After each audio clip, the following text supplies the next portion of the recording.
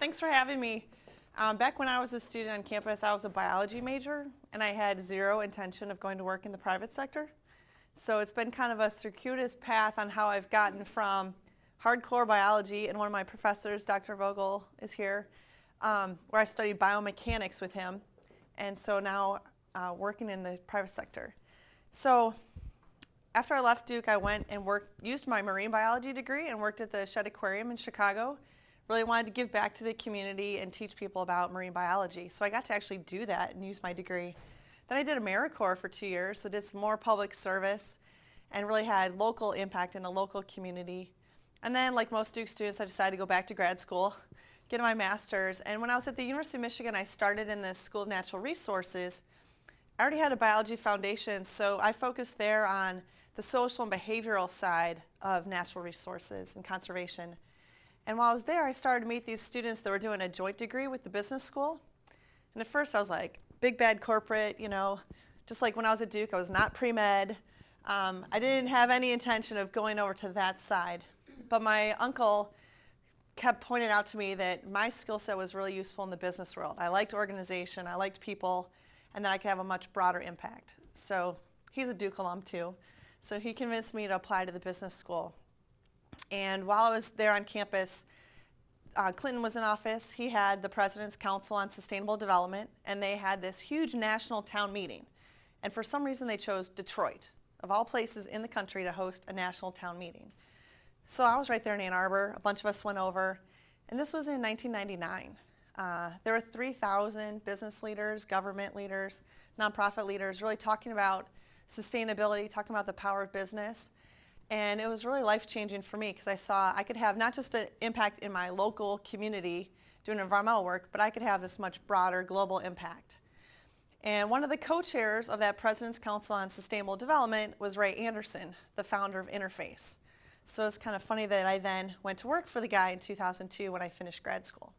So I work in a public company in the private sector. But my work really focuses a lot on education, working with our clients on sustainability, helping them sort through it. I train our sales force to make sure that the people that are selling the carpet are really knowledgeable on sustainability and aware of all the things we're doing, and then keep challenging Interface to keep striving farther and farther on sustainability. So that's how I can kind of complete my circle and come back to you talking about corporate sustainability.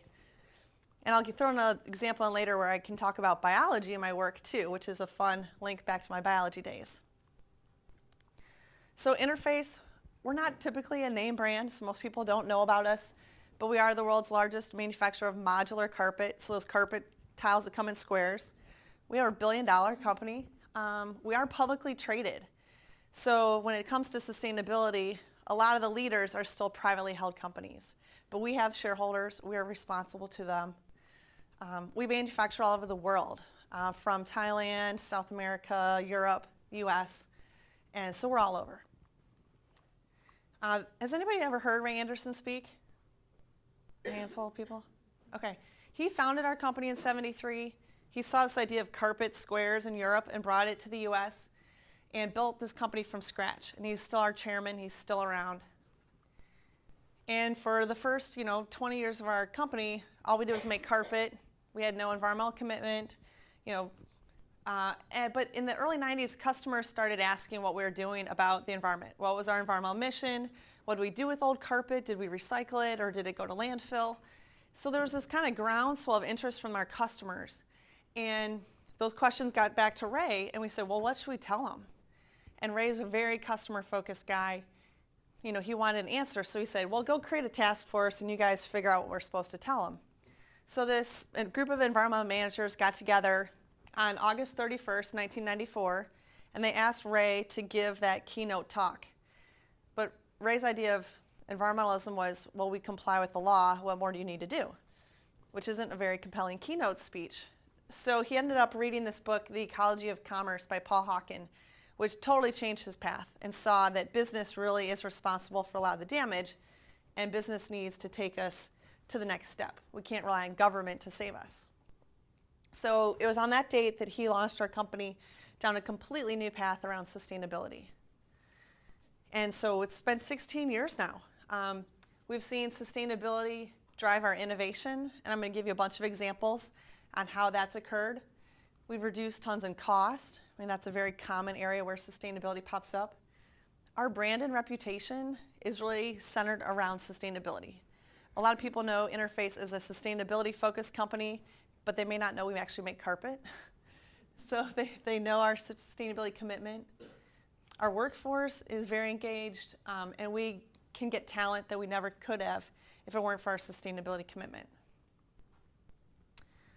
We had to reinvent our company back in '94, so our vision today is to be the first company that by our deeds shows the entire industrial world what sustainability is in all its dimensions: people, process, product, place, and profits by 2020. And in doing so, we will become restorative through the power of influence. So 2020 is coming up real quick. We've only got 10 more years to meet our goals.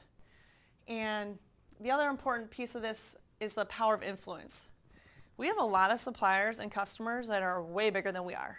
And we know that we can never achieve sustainability alone. We have to use that influence. So when Walmart came to visit us a couple years ago, a lot of their strategy was influenced by the work that we've done. So when we can have that kind of trickle down into the supply, into other companies, that is what will really lead us towards sustainability. Back in '94, no one was doing this stuff. We couldn't just go and follow the model. We couldn't download a report and follow the prescribed path. We had to create it ourselves. So one of the first things we did is we said, okay, who are these environmental thought leaders? And let's go start hanging out with some different kinds of people. Let's stop hanging out with carpet people, go hang out with these leaders. And they helped us come up with this framework, and we call it the 7 fronts of Mount Sustainability. So Ray envisions that we're climbing this mountain taller than Everest, and the goal is to get to the top. And we need to focus. I mean, as you know, sustainability is a huge topic. So we came up with these 7 fronts. We know it's not all of them. Ray said there's probably 8, 9, or 10 more. But it's helped us just kind of start to focus our efforts. And we have some really good data on our global website, interfaceglobal.com. Give you some examples of those. So as Emily mentioned, we've kind of rebranded our sustainability commitment to boil it down, and we call that today Mission Zero, which is our promise to eliminate any negative impact our company has on the environment by 2020. And we think having this bold vision has really been one of our keys to success. We're not trying to reduce our impact by 10%. We're not trying to reduce it by 12% by a certain year. We're trying to go for 0. And when you set that kind of a stretch goal, you have to change and do things differently. Incremental change, 10% reduction, you can just stumble and get there, if you're lucky. But 0 is something you actually have to work hard to achieve. And so it creates this culture of innovation, this culture of, research and development, and just trying wacky things, because that's the only way you're going to get to 0. So I want to give you an insight as to what it looks like inside Interface. So I've got a video. It's about 6 minutes from the New York Times from a couple years ago, but I think it'll give you a good visual on who we are as a company.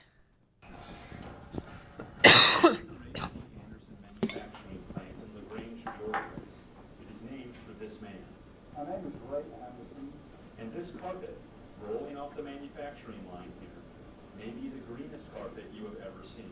It was a experience, yes. It was an epiphany experience. 13 years ago, Anderson, the 72-year-old chairman of Interface Corporation, was to deliver a speech about his company's environmental efforts. He says it woke him up to a startling reality. When I found out what we cooked in the earth in 1994, I was flabbergasted. The industrial system is digging up the earth, converting it to products that have very short lives and end up in landfills and incinerators very quickly. It is a waste-making machine, and it must be changed. The usual words from a man who built a small empire manufacturing a product which added millions of tons of waste to landfills every year. I'm part of the problem. I have to be part of the solution. Or I cannot look my grandchildren in the face. With sales of $1.1 billion a year, Interface is today the world's largest manufacturer of modular carpet, also known as carpet tile. It's not the most glamorous product, but it is a ubiquitous one. The carpet business has been dirty. The raw materials are mostly petroleum products. Manufacturing consumes lots of energy, and the solid waste that carpet generates mostly goes straight to landfill. Carpet in a landfill will last 20,000 years. Reducing this waste is how Ray Anderson began his crusade. We redefine waste in our company as any cost that goes into our product that does not deliver value to our customers. That means scrap, and it means off-quality, defective product, and it means anything you don't do right the first time. What they discovered was a surprise. We found 10% of the sales dollar was going down the drain as waste. So we set out to eliminate waste. In nature, there's no waste, so we took our model from nature. One of the company's newest and most innovative efforts to reduce waste can be seen here. This massive recycling machine, affectionately called Cool Blue, was engineered specifically for Interface. For our company and for the whole industry, this is one of a kind. This is the first of its kind ever. This is Stuart Jones, the company's vice president for sustainable development. This process takes waste carpet and other waste materials that would have been landfilled or incinerated, and it utilizes them to make new carpet backing. It gives them another life and a long life at that. The company says that as a result of these efforts, its global contribution to landfills has been reduced 80%, but serious obstacles remain. The most difficult one remaining has to do with the nylon face of our carpet. Now, either we have to learn to recycle nylon, or our suppliers have to learn to recycle nylon, or we have to find a substitute. One way or the other, we will solve that problem. And it remains the biggest technical challenge. Other signs of the company's green practices can be seen everywhere around the factory floor. In fact, on the factory floor. Here, unused yarn is brought to specially designed machines where it is rewound to be reused. Cardboard boxes are recycled extensively. Low-energy bulbs illuminate the floor, and skylights have been cut into the roof to allow in natural light. The process heat and vacuum lines here at the plant come from, or supplied by methane from our local landfill. The company says it has reduced its consumption of fossil fuels by 45%, partly through solar power and higher efficiencies, but also by tapping unorthodox local sources. The landfill is capped and converted to a bioreactor, so the methane that's produced as the garbage decomposes is then captured and pumped here, piped here to the plant, where it comes into our boiler systems, and we burn that for our process heat. Employees have bought into Mr. Anderson's vision, not just because they receive financial incentives for meeting green goals, but also because they embrace the message. So I take it very personally. It even affects at home what I do by recycling and taking it from the land and putting it back out in the landfill. Mr. Anderson says his company's conservation efforts have added hundreds of millions of dollars to its bottom line, and that other companies can see similar benefits. One hears this all the time, that there's this trade-off between the environment and the economy. We've proven that to be a false trade-off. Our products are the best they've ever been. Our costs are down, not up. Now, Mr. Anderson has given up the day-to-day in the factory and spends most of his time on the road, evangelizing sustainable corporate practices. But he remains an advocate for business and for the role business can play in improving the environment. There's only one institution on earth that is large enough, powerful enough, pervasive enough, wealthy enough, and influential enough to really lead humankind in a different direction. You're out of that mess that we've created for ourselves. And that is an institution of business and industry. So you got a glimpse inside our factories. Our factory, that plant that you saw there, is located about an hour south of Atlanta. It's a small town, only like 30,000 people. So it's kind of a lot of people and their entire families come to work for Interface. So sustainability, you know, what is it? It's hard to define sometimes, but you know, we see it as an opportunity to decrease cost, increase revenue, and drive innovation while you preserve natural resources, improve global stability, and enhance the quality of life for all. I think a lot of times people get really focused on the decreasing cost side of it, increasing your efficiency, reducing energy use. But I really want to highlight how we're also growing our business and innovation. Ray's an engineer, so he loves data, he loves numbers and metrics.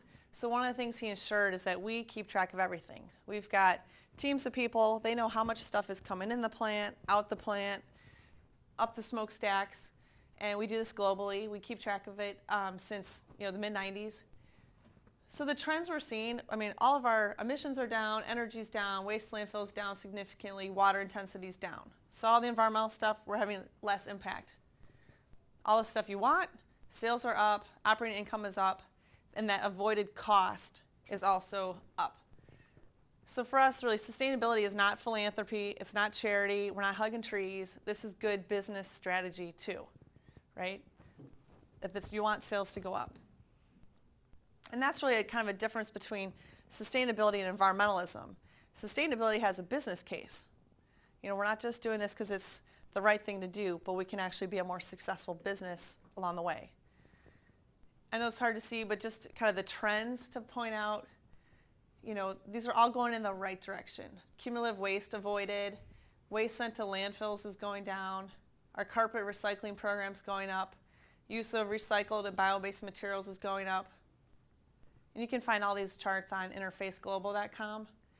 Energy use that are per unit of carpet's going down, energy from renewable sources is going up, our net greenhouse gas emissions, the orange bar is our net, we're down significantly from our baseline, and water intake.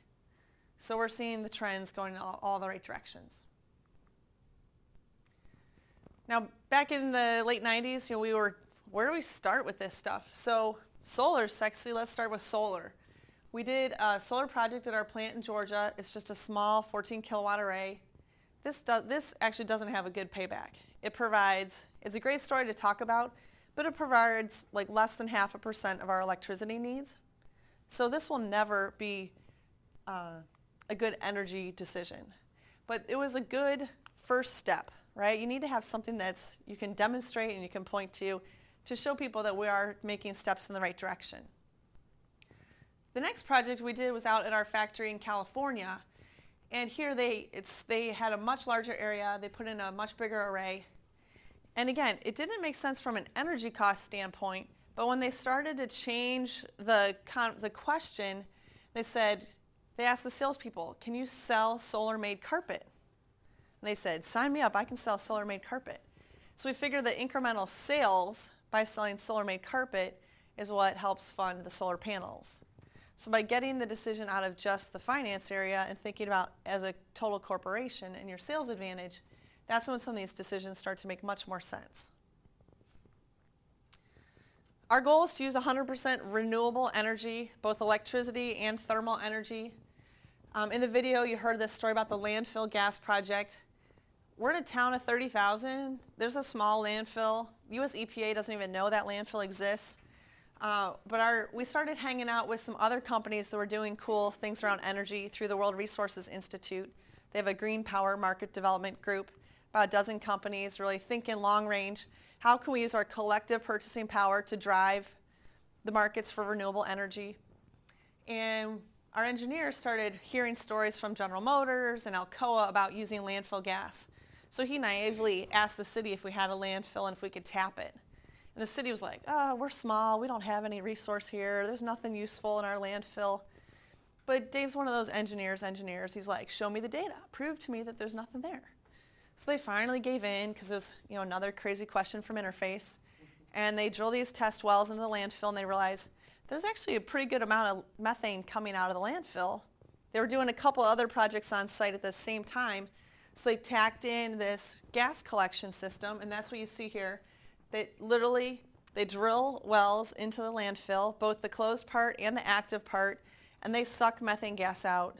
This filters it and cleans it.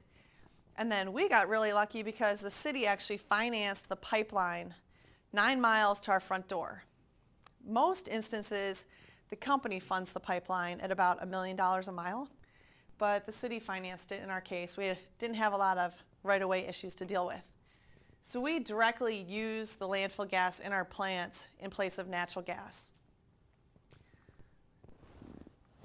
Now there's a clear 3 wins here, triple bottom line.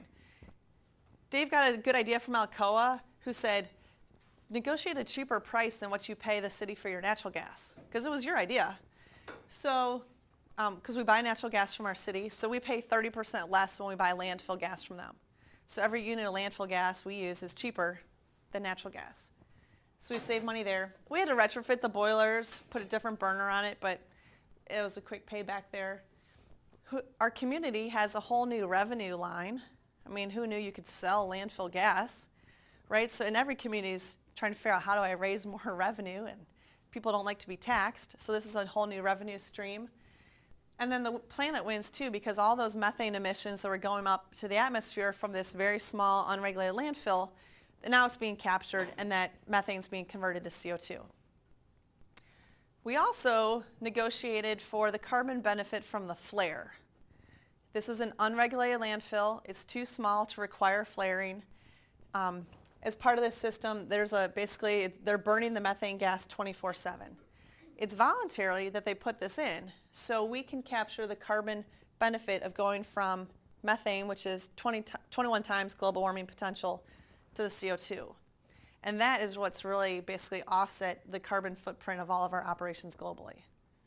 Because it's voluntary, there's no regulation requiring the city to do that. EPA has a whole program on landfill methane programs, both matching landfills with industrial users and helping industrial users find landfills. So it's a real interesting, fun project, because there's a lot of opportunity, especially as the cost of natural gas keeps going up. How long will that, do you estimate that landfill, that small landfill will last? It's still open and taking trash. Oh, I see. So Okay, so it's renewing itself. it's constantly renewing itself. Okay. So every day more garbage, especially organic garbage, goes in, decomposes, produces more methane. They do sometimes tap into closed landfills, but you're on the downward slope there. Okay, gotcha. So opportunities to increase revenue. Like, how do you actually make more money doing sustainability? I mean, that's what gets the business people excited, right? How do we open new markets and shape these markets? One of our goals is to eliminate the use of any oil, virgin oil, by 2020. Now, when you ask a hard question like that, like, how do you eliminate oil? I mean, oil's in everything. You have to start thinking very creatively. Like, what does it mean to get off oil? We make carpet. Nylon is a petroleum material. A lot of our raw materials are petroleum derived. So we have to basically reinvent all of our raw materials coming in. Our goal is to use 100% recycled or renewable. The end of 2008, we were up to 42% total recycled, and trying to convert old carpet to new. The long-range vision here is that at a certain point, the cost of oil is going to be a lot more expensive than the cost of trash. So getting old carpet back. So our raw materials can actually be cheaper by getting old carpet back instead of trying to buy virgin oil raw materials. Now, what we're starting to see last year, we didn't have a price increase to our customers, whereas most of our competitors did. And one of the things we cited is that we're getting so far off oil that we're not tied to the volatility of oil prices. When the cost of oil, peaks, but we're just buying old carpet, we're using renewable energy. We're not tied to the virgin oil sources anymore. We don't have to increase our prices because we're not subject to that. If we can capture that old carpet, our communities win. Carpet is about 6 billion pounds, goes to landfill every year in the US. So it is a large contributor. And at the end of the day, we need to also reduce our demand for oil. This only goes through 2008, but just showing some of the volatility of oil prices. When oil was peaking right here, our recycling operations were doing fabulous. All of the auto parts suppliers, anybody that uses plastics wanted the raw materials coming out of our recycling plant. But then oil dropped, and the demand for our recycled plastics also dropped. So the recycling markets are really challenging. I'll show you how we recycle the carpet. But the cost of oil, has a direct influence on how recycling works. But the long-term trend is it's going up, so the cost of our raw materials are going up unless we can get off oil. Now, we're not vertically integrated. We don't make our own yarn. We don't make a lot of our raw materials. We buy those, just put them together to make carpet. So for us to really change this, we have to go up into our supply chain and really work with our suppliers to create innovation and redesign it. So this is where the carpet comes into our factory. I mean, these are our raw materials going forward. We need old carpet. And we can't find solutions just by hanging out with carpet people. We got this idea, or this machine came to us via Italy from the leather industry. And what this machine has allowed us to do is separate the yarn off the back of the carpet. And that's been a huge problem because if you grind up an entire carpet tile, you get this like nasty mix of nylon and backing and all these mixed plastics. And nobody wants mixed plastics. It's terrible, hard to recycle. It's really hard to separate that stuff out and get it back into its individual components. But this machine basically like shaves the yarn off. And it was originally used in the leather industry to shave the hair off the hide when you're making leather. So it can get to very thin layers, be very precise. So we feed carpet into it. So for us, the yarn is the hair. Shave the hair off. And it makes very clean streams of fiber. So it's like 99% nylon, no contamination. And when you're recycling, you need very pure streams. So we basically get these bales of this fiber fluff that comes from old carpet from our customers. I mean, they literally pay the freight to ship it back to us. And then we said, you know, in the video it said, we don't know how to recycle nylon. Well, that was true in 2007, but our suppliers started solving that issue at the end of 2007. We issued the challenge. We have 3 yarn suppliers, and we said, whichever of the 3 of you figures out how to take this post-consumer nylon and make new carpet fiber with it will earn our future business. So our carpet designer will design all his new styles with your yarn if you can figure it out first. So there's a carrot approach, right? Not a stick. So the first one, Universal Fibers in Virginia, they make nylon 6/6. They figured it out end of 2007, and we started launching our first products with post-consumer nylon fiber from old carpet. The first year, they're kind of like dull colors, you know, your traditional earthy brown, light brown, dark brown, and our customers like fun. Contrary to the video where he said carpet is really boring, the carpet industry is really sexy. It's a fashion industry. It really is. It's about bright colors, bright patterns, bold. And so our customers don't want light brown, dark brown, you know, gray. So we had to then expand, and now we have like 64 super bright colors with post-consumer. The second company, Aquafil out of Italy, they figured out how to recycle nylon 6. So 2 of our 3 figured it out, and the third yarn supplier, who's kind of the big guy in the room, Invista, who used to be part of DuPont, they're still saying, well, we can't figure it out, we're not sure how to do it. So we're switching all of our carpet away from Invista because they don't share our sustainability commitment.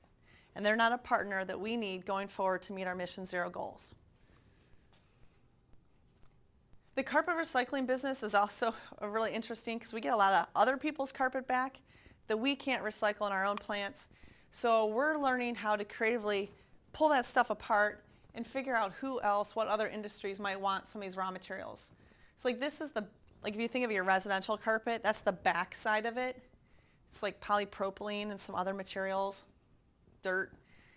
So we're learning, you know, who can we sell this to, who wants this, and how can we get the most value out of that. So our recycling operations are actually their own entity. It's not something that we as a corporation want to subsidize.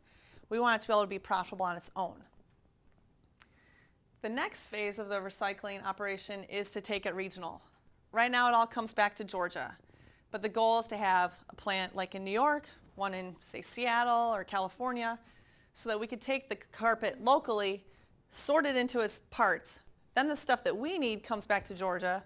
The stuff that our fiber companies need goes to Virginia, and maybe this other stuff can go feed into local industries. So have more of a decentralized model. So the result is that we're seeing we can get both post-consumer and the yarn side. It's easy to stick it in the back. No one cares what color that is. So we're seeing upwards of in the 70 percentile of total recycled content. So we're getting off oil when 70% of our carpet is made from recycled materials. And the yarn is being tackled. But Interface is still the only company that offers post-consumer fiber. Well, what I see a lot in our industry, the whole green building world in general, is claims about recyclable versus recycled. And recyclable is great, but you still have a behavior that has to happen, right? Like plastic water bottles are recyclable, but what percentage of them actually get recycled? Has anybody heard any stats on that? 15%. It's like 15%.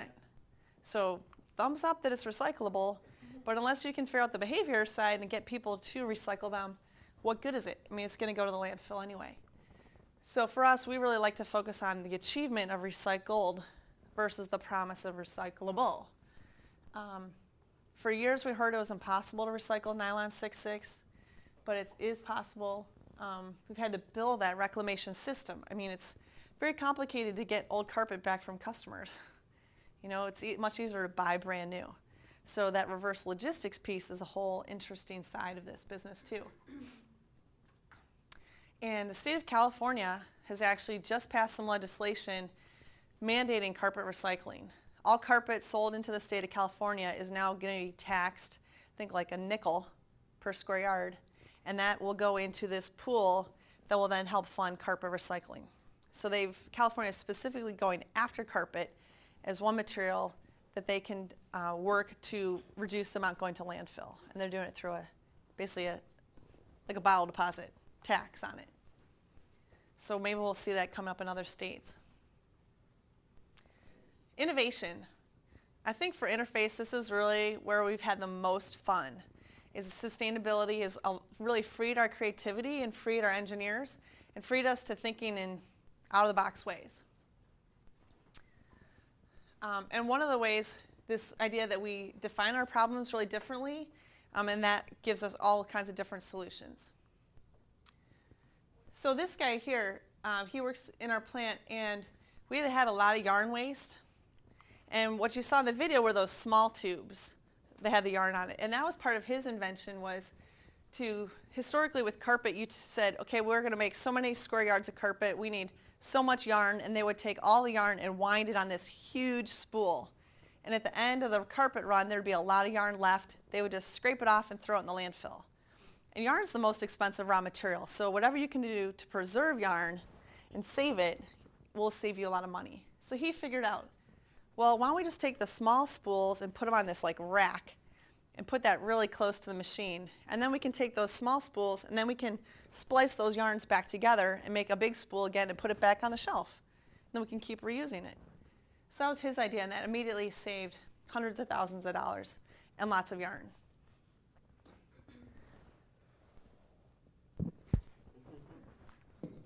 So we're really trying to kind of change the game here. Another way that this was really fun for me, we're talking about biology. How would nature design a floor? Our carpet designer was struggling. He's like, how am I going to do this whole sustainability thing? He's like, do I have to go back to wool? And he's, figuring out how many pounds of nylon fiber we use a year and how many pounds of wool we would need and how many sheep you would need to make that many pounds of wool. And he quickly realized there's not enough sheep on the planet to supply the commercial carpet industry with wool. So just switching to natural fibers was not the solution that he was going to have to look towards. So instead, he ended up being inspired by the book Biomimicry by Janine Benyus and thinking, well, how does nature design a floor? What do we see in nature? As a carpet designer, think about this guy's job is to design squares of carpet. They were typically uniform in color, perfect, monochrome, or like little patterns that repeated over and over. But perfection is really hard to do in a manufacturing environment. You're always going to have a flaw and a defect and waste and all that. And when he looked out to nature, he realized the floor in nature is chaotic, it's variable. Rocks are different shapes, sizes, color, texture. Leaves are different. but it all blends together. So this idea of this organized chaos really started to inspire them. And that you could be similar but not be replicas. And carpet tiles tend to be perfect replicas. So we came up with this concept of, we call it entropy, which means chaos, where each carpet tile has a slightly different pattern and texture and color, so that just like leaves falling off the trees onto the floor, those they blend together. And the carpet then started teaching us some things that we didn't intend to design in. Typically when you install that wall-to-wall carpet, you get a lot of waste because those come in big 6-foot rolls, and if your hallway is only 5 feet wide, you got to cut off a whole 1-foot strip and it goes straight to the landfill. Carpet tile, we're in squares, so we can be a little bit more adaptable. But often with carpet, you put one square down, and then the next one you rotate 90 degrees. The next one, you do it like a checkerboard. But this stuff, you can put it down any direction you want, so the waste factor goes down even more. Because if you cut this square, cut a chunk of it, you can take that little piece off and put it anywhere else in the building, and it'll match. So there's less waste when you install it. Typically, customers have to order extra, right? So for future repairs, you don't have to order extra because we can just make it for you when you need it. Our waste went down because if you're the quality inspector of this carpet style, you have a pretty easy job, right? Because you're trying to match what pattern? There's no pattern. So your job's a lot easier in manufacturing. Our inventory is super easy because there's no dye lots.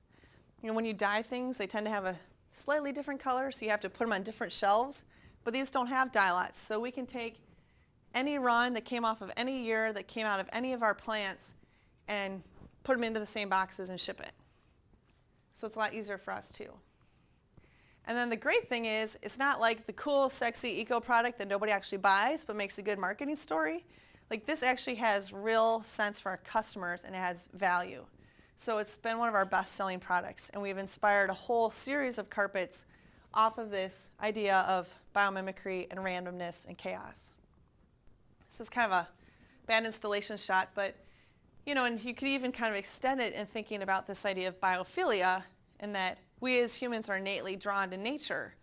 And when we have these very rigid patterns, and you especially see it in airports where they've replaced one of the carpet tiles with a new one, and it's like the new one is really bright blue because the rest is kind of faded. And your brain just instinctively tries to avoid those. It seems there's a danger because there's an edge because that bright blue sticks out. So your animal brain says, whoa, danger, move away from that. Whereas this, maybe because of this more organic, random pattern, is more soothing. The installers really like it once they figured out that there's no pattern, because you just install it any direction. So the instructions now say fuzzy side up. That's all you have to know. Another innovation that was driven by biomimicry was trying to figure out how do you put carpet in without glue? Because typically you glue your carpet to the floor. And we have a biologist in our office, and she was in the out-of-the-box meeting. She's like, well, gravity tends to work pretty well. Nature uses gravity. Nature doesn't stick things down. And so we came up with this idea we call tactiles, where it's basically like a little sticky square, like the size of a Post-it note. And the function of it is not to stick the carpet to the floor, but to stick the carpet squares to each other. So you kind of put it so the sticky side faces up. You put it underneath where the 4 corners come together, and it creates a floating floor. So once you put 9 of these squares together, it's pretty heavy, and you cannot kick it across the floor. And this has been fabulous for our residential division floor, F-L-O-R, because you can make area rugs out of carpet squares for your house. It also, when we did the life cycle assessment on it, it has a 90% smaller environmental footprint. It's easier to recycle because you just roll it up, and if you need to replace the square, you just peel it up real easy. And now the R&D team is looking at some other uses of this. We could put RFID tags in these things, and you could create a map of your floor. And if we were talking about teaming up with some carpet cleaning companies, you could actually get a map of where the carpet cleaners actually cleaned. You ever go into a building and think, I don't think they actually cleaned this? You know? Program the carpet cleaner. You program the carpet cleaner so it reads the RFID tags, and the manager could get a map of your building and show you which RFID tags were tripped by the vacuum and show you where they might have missed. Go the other way, Or, to make the vacuum read it. A robot, Yeah, one of yeah. those little robots. yeah, it's so you could have one of those like Roomba, you know, Yeah, could right. make sure it hits all the tags. Yeah. Or if you track inventory, you can now know where all your stuff is.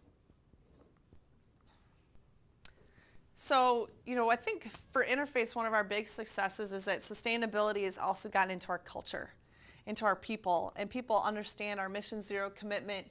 And we know that a lot of the solutions are going to come from the folks on the factory floor. They know their machine's the best. You know, they see the waste, they see what the opportunity is. And so it's fun because in a lot of our roles, I'm not the sustainability police. You know, I'm not chasing after people and, you know, yelling at them for what they're doing wrong. But we get to encourage people and talk about what we can do right because they know what the commitment is to sustainability. Ray Anderson's still around. He's very present and people still want to like meet his vision and meet his dream. Some people say, you know, what would Ray do? Access to talent, I mean, I can tell you personally, I had zero intention of working for a carpet company in Georgia. Not really what was on my radar list when I was coming out of grad school, but the idea to work for a company where sustainability was a core value was. We attract a lot of salespeople, people that are out there selling carpet, being commissioned, who never would sell anyone else's carpet, but they want to sell a product where they believe in not just the product, but the company. So access to talent has been a really key win out of our sustainability mission. So this kind of goes back to the quote that Ray said, came out of the book by Paul Hawken, that there's only one institution on earth large enough, powerful enough, pervasive enough, influential enough to really lead humankind in a different direction. And that is the institution of business and industry. So really, you know, business is able to take on these challenges and come up with the really fun solutions, you know, the new markets, the new products, versus just, you know, reducing costs, reducing emissions, and that side of it. So again, you know, sustainability, we want to decrease costs, increase revenue, and drive innovation while we preserve natural resources, while we improve global stability, and enhance quality of life for all. Terrific. Thanks.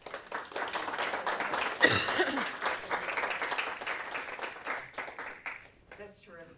I'm So we're- sure Melissa will be happy to take questions, yes? Yeah, we got much time. I have time. Mm-hmm. I was really interested in the employee engagement part of your business model and wondered if some of these innovations that are coming from the factory floor, how they're rewarded, and whether or not your employee engagement practices have helped you, for example, weather this recent recession better because your employees are engaged by their work and rewarded when they're being innovative and stick around and don't result in rehiring and things like that, that can be a challenge to the bottom line. Yeah, it's changed over the years. One of the first programs we set up in that early mid-90s period was a program called Quest, which is Quality Utilizing Employee Suggestions and Teamwork. And so that was that idea of that grassroots, you know, let's come up with the good ideas and implement them. And what the employees started to see is when we could take cost out of the business, then we could have money to keep labor there. So you knew that if you could save, you know, $100,000 because you weren't throwing yarn away, you could save your friend's job in the, you know, face of a downturn. So we could save jobs when we can get rid of unnecessary cost. So that's been one way in the beginning. Also, we still have bonuses for our manufacturing employee tied to environmental goals. So we have 5 goals we identify for our plant that are under the control of someone in manufacturing. So like off quality, you know, waste, product waste is one, energy consumption, and there's a few others. And if they hit those targets over the course of the year, they earn $100 per each of those 5 areas. So $500 is a pretty good motivator. And we have bar charts all over the plant so they can see their progress, and it's covered in their monthly manufacturing meetings. So they can really see the impact of their choices there. But then we're also just always, our business is growing a lot. So we have to change how we make our carpet because we're adding new machines, new equipment, buying new buildings. And so we're always looking for those creative solutions going forward. I mean, the cardboard boxes, I mean, there are seriously masking tape all over them, and our customers are kind of like, what are you doing? Can you afford new boxes? But it's that reuse idea. This is a bit off the wall, but you're mostly presumably making nylon carpet. Mm-hmm. And Velcro is one of these genuine biomimetic successes. And it's, if I recall, it's made of nylon. It's very hard to make it of anything else but nylon. Has there been any attempt to combine Velcro technology with the nylon carpet business in terms of installation, replacement, anything else? One of our competitors, because this idea of those little tactile sticky squares, it works for our carpet because our carpet is really, they call it, it's very stable. It's going to lay flat on the floor. And some of our competitors make carpet that's a lot thinner, and they have to glue it. They basically have to like cement it to the floor to make it stay flat. Because if one of those little edges pops up, that's a trip hazard, and it's a failure. So most of course, ours doesn't fail that way because we have dimensionally stable carpet. So we don't need glue. So some of our competitors are trying to figure out how can they knock off this idea of glue-free, these little tactile sticky squares. But those don't work for their carpet because their carpet doesn't stay flat. And so they need to stick it to the floor. So one thing they've tried is literally a huge Velcro system where you roll this thing out across the whole floor, and then there's the other side of the Velcro on the back of the carpet, and you stick it down. But it's just very material intensive. The beauty of those tactiles is it's this much plastic. It's tiny compared to the whole floor. So they've tried to use kind of the Velcro as a way to make a glue-free product, but I think while it may sound really cool, it's too much stuff. Yeah, but I'm just curious because it's just the coincidence material is what struck me. It's just coincidentally you're using the only material from which you can make a Velcro. Yeah. Well, there was also a thought of, with the carpet squares, what you want to do is connect them laterally, right? Because we know they're not going to pop up that way. Is there a way you could emboss something on the back of the carpet so you could connect them? Could you do it even without the glue that's on those little connector squares? Could it be some sort of ridged pattern that just interlocks? Well, lumber uses an L set of adjoining L bracket arrangements where things occasionally go together for flooring and so forth. Yeah, another crazy one we tried was, because Dr. Vogel, one of the chapters in his book is that right angles don't exist in nature. You don't find straight lines and 90-degree angles because they're very unstable. And so our R&D team actually did an experiment, and they chopped the carpet into octagons because it's a much more stable configuration with those angles. And they actually made a whole bunch of octagons and tried to put it down. But the problem was they were all perfect octagons in an unperfect, unlevel floor. Because as much as you try, this floor is not flat. If you've ever lived in an old house, you know they're really not flat.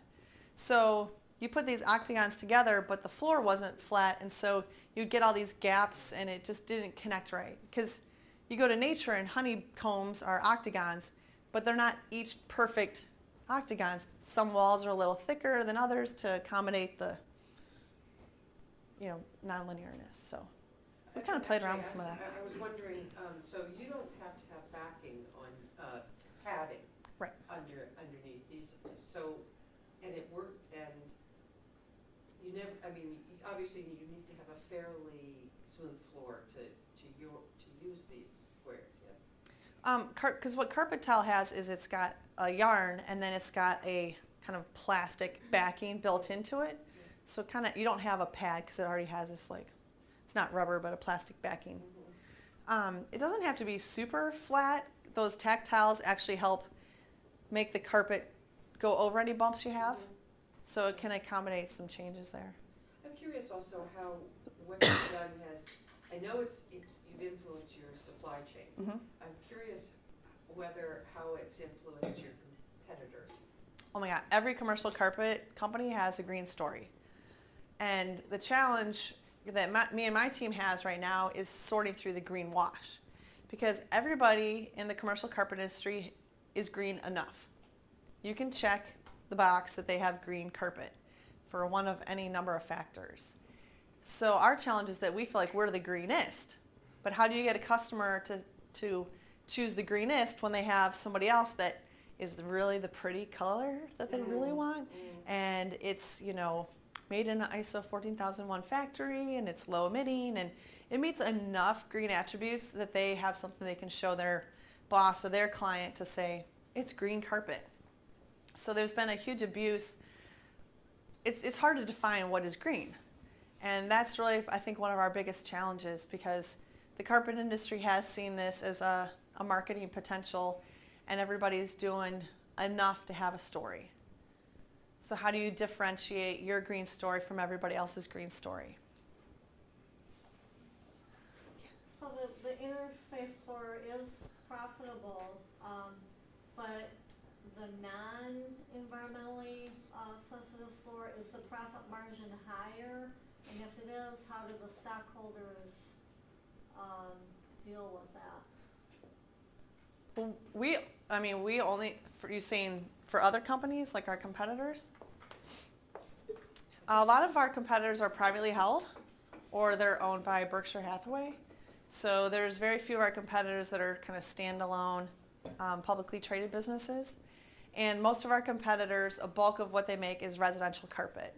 And it has, I think residential probably has higher margins than the commercial side. So we're unique in that we're 95% commercial carpet, and we have a very small residential division. But we've seen through the numbers from the carpet industry that we're taking market share from our competitors right now. During this downturn, our sales have not fallen off compared to what our competitors have. So we're actually holding on to our market share and probably taking it in this challenging economic time. So we've actually we probably laid off too many people. We've had to rehire people back. Our suppliers, our yarn suppliers have been challenged because they thought orders were going to fall off. We've been ordering more carpet, and so they're behind because they laid off too many people. And so we're having this interesting kind of economic trickle-down effect because business is better than anybody thought, and nobody can keep up with the amount of business we've got. So many, call on anyone you want. Go ahead. I was wondering how you integrate this sustainability paradigm into your culture there. I know you mentioned training before, but like internal communication, or is there, I know I mentioned bonuses before, but is there training that occurs when people come on board, or just how do you communicate this strategy? It's evolved over the last 16 years. In the beginning, there was a lot of training on, like the natural step, a lot of brown bag lunches about how do you do this at home, with the thought if people are, recycling at home and conscious of that home, that they'll bring those thoughts into the workplace too. And we probably haven't done as much employee engagement on more like that tactical level in the past 10 years. As we probably need to come back to that.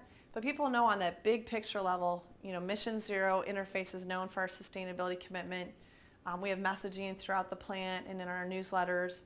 And we try to make it evident also, like when we have employee functions, we encourage commuting, and we give away, prizes if people sign up to offset their commuting miles. So little things like that we do consistently. If it's when you hit your service anniversary, your 5-year, 10-year, one of the options from the catalog is you can plant trees. So we try to do little things like that.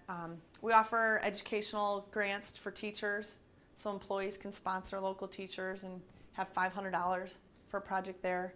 So we probably need to get back into more of like the formal training, but in that deep personal level, people get what we're doing.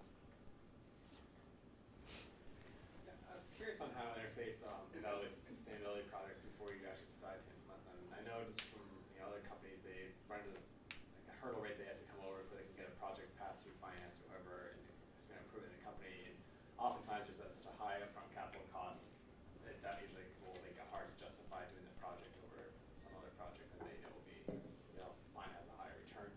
And so you mentioned the solar-made carpet was partly justified because it was easier to sell and you boost your top line.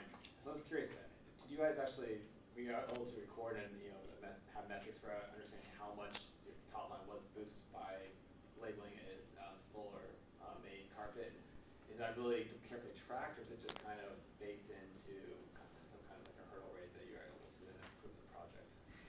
It's really impossible to tease out, why does someone choose our carpet? I mean, it could have been, well, it was on contract and it was the only carpet I could pick, or that was the perfect shade of blue that matches my new corporate logo that I have to match, or I love my salesperson and I trust them and believe them and I only want to buy from them. So to kind of piece out, who chose Interface because we're a sustainable carpet versus someone else, you can't do that.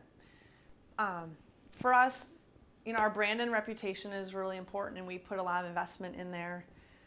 We will pay more for certain things. We switched from the back of the carpet has a lot of filler in there. We used calcium carbonate historically, just ground up rock, and we switched to fly ash, and fly ash is more expensive. But it took us from 0 recycled content to 40% pre-consumer recycled content, and we knew that that was something our customers valued and that they were looking for in a carpet product. So that was a commitment that, we need to meet our customer needs, and we need to be a leader too. So we're the first to offer that. We don't charge extra for it. We just kind of absorb it because we know in thinking about sustainability and all that cost reduction activities in our plant, some of that stuff doesn't just, when you save money from yarn, we kind of put it into a bigger pool of resources. So it's not like if you save energy here, you get to use those energy dollars, for this other project. We're not so precise that money from this bucket can't be used over here. So it's looking more at the overall operations of our company and how we use the money. I mean, we buy renewable energy credits. We know that stuff costs extra. We buy carbon offsets for all of our carpet. We bought 1 million pounds of carbon offsets last year. So we have huge investments in some of these programs, but you could never really figure out an ROI for having climate neutral carpet unless you start to say this is part of who we are as a company and part of our brand and part of our offering. Everything we sell is climate neutral. It's just what you get from Interface. And that extra couple pennies a square yard is just something that we take as a cost of doing business. Can you talk a little bit more about how Interface gets their carpet back from their customers to recycle it? Is it a service that Interface offers? They follow up with their customers at the end of the carpet's life, or is it the responsibility comes on to the customers themselves? It totally varies. Some customers have it in their contract. We like an HP. I mean, part of us selling them carpet is taking back their old carpet. So it's just part of doing business with a company like HP. They're committed to reclamation, and so they want to make sure their carpet comes back to us for recycling. And that's a great model because then you're really closing that loop. We've also recycled carpet where we didn't get the new carpet order. So some of it's just being on the ground with the salespeople. They know which carpet's being replaced, where the big jobs are. The challenge is that to make it cost effective, you need to fill up an entire tractor trailer truck. So we don't do much on the residential side because you pull the carpet out of your basement. Well, that's not enough. We need collectors. So the other piece that's come in are partners. We don't install carpet. We work with flooring dealers that do the installation. And some of them have said, I want my mark to be that I am the local recycler. So we've got a dealer in Philadelphia, and they will consolidate all the small carpet jobs being pulled up until they have a full truckload, and then they'll send it back. I suppose it gets easier with things like what California's doing, where it actually says it will happen. I guess even small residential jobs. That was just signed, so we're not sure the details of how that's going to work out. But it's a really complicated problem. There's more carpet. There's way more. The carpet industry is only recycled 5% of the carpet out there. So we've barely tapped into this. And, we had to create these recycling machines. They don't exist. You can't just order it out of a catalog. So we have a small plant that's running about 2 shifts right now, and we're getting plenty of carpet back almost just passively to keep those machines running. As we expand regionally, then we'll have to get more aggressive about making sure we get the right carpet back that's easy for us to recycle.